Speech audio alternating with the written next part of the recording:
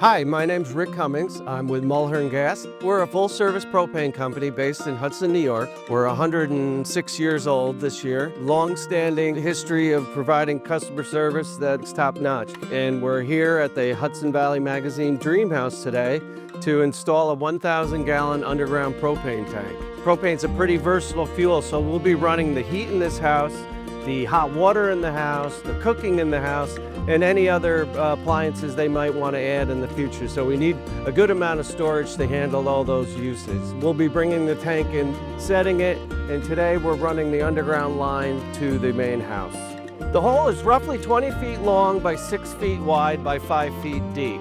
This is an underground tank. There are above ground propane tanks, but underground for us is optimal. It protects the tank, and maybe most importantly of all, it's aesthetically pleasing. You don't have to look at a tank when you're out and about in your yard. Typically, we try to get out once a year to test the rust protection on the tank, but they're very robust tanks and they require very little maintenance generally. It's more of just a check on things to make sure everything's working properly with the tank. This tank will outlast all of us.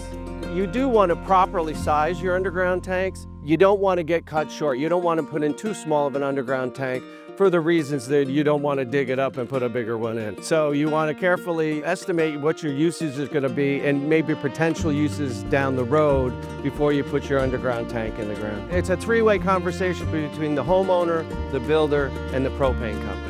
Having done this as a propane supplier, we kind of anticipate things down the road. Maybe an electrical generator or a pool heater. Those type of things that might not occur to the homeowner when they're building a house, but might jog their ideas that down the road they may add something like that. We love propane. It's very reliable, it's extremely versatile, and it's super economical. We have plenty of propane in the United States. It's really good for the consumer, especially in new builds like this, where you can plan it all out. It's versatile, so there's many, many uses for it in a new house like this.